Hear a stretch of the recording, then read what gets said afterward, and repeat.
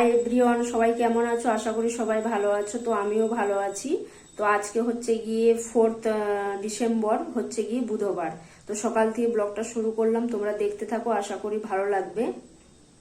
সকালে উঠেই রান্না বসিয়ে দিয়েছিলাম, তো ভাতটাও হয়ে গেছে, তরকারিও হয়ে গেছে, আর হচ্ছে গিয়ে ডালটা ভিজিয়ে গেলাম। একটা হাসির কথা তোমাদের সাথে শেয়ার করছি। তো আমার মতো কুড়ে মানুষ কেউ আর নেই।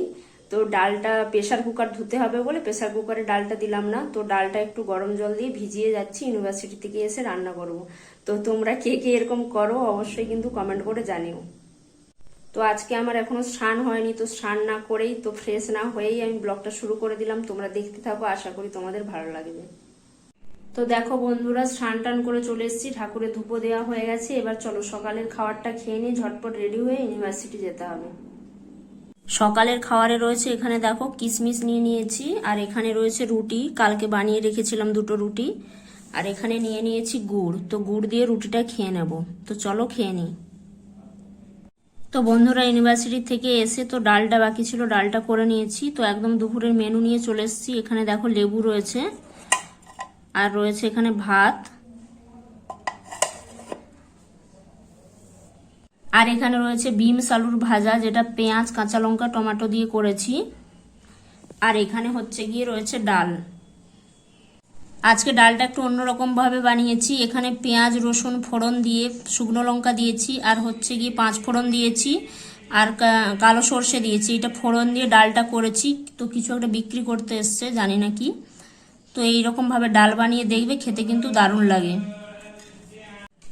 আর দুপুরের লাঞ্চ খেয়ে একটু রেস্ট নিয়ে নেব, তারপরে হচ্ছে গিয়ে যাব বিচে। আজকে হচ্ছে গিয়ে নৌবাহিনী দিবস রয়েছে, তো ওখানে মহড়া হবে, সেটা দেখতে যাব। আর যদি পারি অবশ্যই তোমাদের সাথে শেয়ার করব। তো চলো খেয়ে নিই।